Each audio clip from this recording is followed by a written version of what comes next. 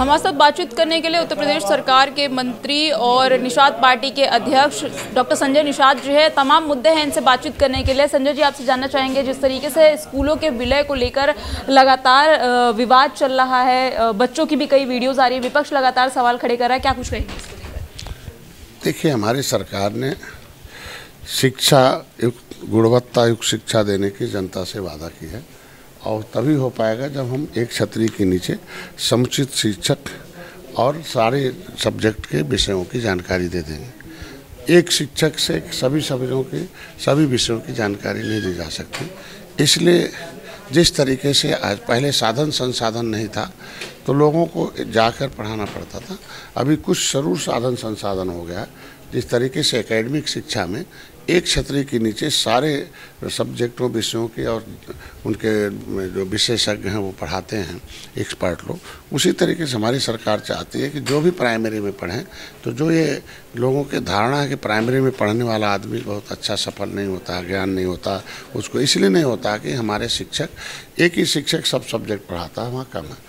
तो हमको लगता है इसी उद्देश्य को धारणा को रखते हुए कि एक ही जगह पर सारे शिक्षकों को सारे शिक्षक दिए जाएं और उन बच्चों को पढ़ाया जाए। तो समुचित शिक्षा आवश्यक है, गुणवत्ता शिक्षा आवश्यक है। हमको लगता है इसी को लेकर सरकार ने निर्णय लिया। एक वीडियो आपका सोशल मीडिया पर काफ़ी दिनों से काफ़ी ज़्यादा वायरल हो रहा है, जिसमें आप ये कहते दिखाई पड़ रहे हैं कि आप तो भारतीय जनता पार्टी के साथ है, लेकिन जो मछुआरा समाज है, जो आपके कार्यकर्ता और लोग हैं, वो पीडीए के साथ चले गए। कितनी सच्चाई है इस पर?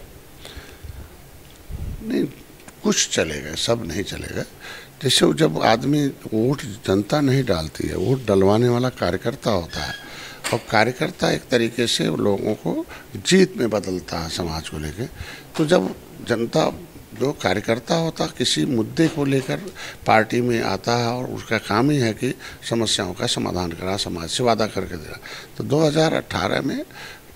2019 में भारतीय जनता पार्टी के साथ, एक भारतीय जनता पार्टी का एक विजन था, मछुआ विजन 2014 में, कि मछुआरों का जो आरक्षण है वो सभी देशों में, जो 14 राज्यों में है, तो उत्तर प्रदेश में भी इनका अनुसूचित जाति में पहले से संविधान में गलती से ओबीसी में पड़ गया, धोखे से, इनको फिर से एससी में दे दिया जाए, ओबीसी वाला हटा दिया जाए।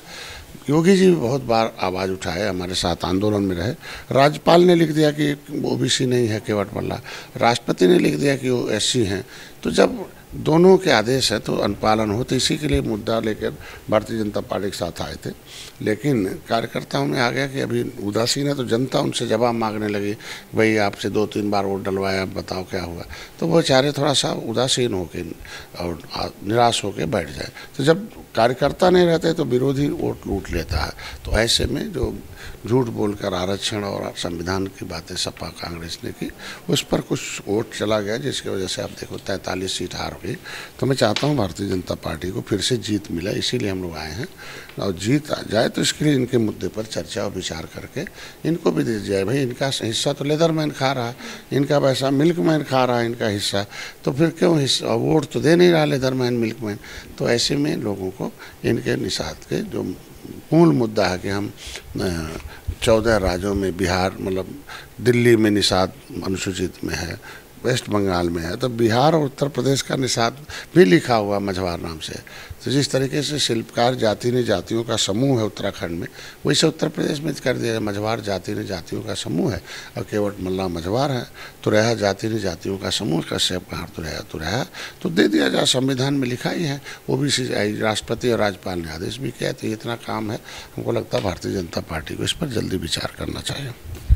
भीम आर्मी के चीफ चंद्रशेखर आज़ाद रावण हाल ही में लखनऊ आए थे, उन्होंने मुस्लिम संवाद किया और उसमें उन्होंने कहा कावड़ियों पर फूल बरसाए जा रहे हैं, लेकिन ईद के समय पर मुसलमानों पर डंडे बरसाए जा रहे हैं, उसको सड़कों पर उतरने की अनुमति नहीं होती है। नहीं, तो भारत का संविधान अम्बेडकर ने बनाया और अम्बेडकरवादी हैं हमको लगता है आज़ाद भाई।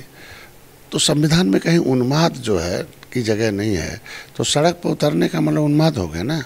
सड़क पर इरिटेशन क्या उन्माद हुआ ना, तो संविधान में कहाँ इजाज़त है बताएं। तो इसका मतलब हम कहेंगे हम अम्बेडकरवादी भी हैं, एक तरफ कहेंगे उन्मादीवादी भी हैं। तो उन्माद फैलाने के लिए थोड़ी शांति से जीने के लिए है, शांति से, जो शांति आज मुसलमानों को हमारे समय मिला, कभी नहीं मिला। वो पिछली सरकारों ने तो आतंकवादी का भी लगा दिया था कि मुसलमान सबसे ज़्यादा आतंकवादी है, सबसे ज़्यादा दहशत फैलाता है। अब तो शिक्षा, स्वास्थ्य, रोजगार में बिना भेदभाव के ये गरीब बनाने वाले लोग थे, हम तो उनको अनाज, मकान, इलाज सब दे रहे हैं। तो ऐसा आरोप लगाना गलत है। छिंदवाड़ा कांड के बाद ओम प्रकाश राजभर को जान से मारने की धमकी दी गई। आरोप है अरुण राजभर का करनी सेना के एक कार्यकर्ता हैं, जिला अध्यक्ष हैं, जो कि बलिया के रहने वाले हैं। कमलेश सिंह नाम है, उन्होंने जान से मारने की धमकी दी है। जेड श्रेणी की सुरक्षा की मांग कर रहे हैं अरुण राजभर। कैसे देखते हैं एक मंत्री के पद पर रहने के बाद करनी सेना के लोगों की तरफ से इस तरह की धमकी दी जाए? ये तो जांच का विषय है। मैं ओम प्रकाश भाई के साथ हूँ, और किसी भी जो भी पिछड़ों, दलितों, शोषितों की आवाज़ बना है बहुत लंबे समय से, तो निश्चित रूप से उसके खिलाफ षड्यंत्र हुए हैं, चाहे हम हों, चाहे राजभर भाई हों, चाहे कोई और हो। और धमकी मिलना गलत है। ये जांच का विषय, उसमें जो दोषी हैं उनके खिलाफ कार्रवाई होनी चाहिए। 2026 के चुनाव को लेकर, पंचायत चुनाव को लेकर निषाद पार्टी की क्या कुछ तैयारियां हैं? तो जब पंचायत जो है वो पंचायत चुनाव बिना सिंबल का होता है, जनता का चुनाव है, कार्यकर्ता का चुनाव। वो कार्यकर्ता चुनाव लड़ेगा और लड़ाएगा। पहले भी लड़ता रहा, 2010 में, 2015, 2022 और 2025 में भी लड़ेगा, 26 में भी। चलिए, बहुत बहुत धन्यवाद। तो देखिए, आपने सुना, आप थे हमारे साथ उत्तर प्रदेश सरकार के मंत्री और निषाद पार्टी के अध्यक्ष डॉक्टर संजय निषाद, जिन्होंने तमाम मुद्दों पर अपनी खुलकर राय दी। वीडियो जर्नलिस्ट राकेश के साथ मैं आकांक्षा सिंह, लखनऊ से TV24 नेटवर्क के लिए।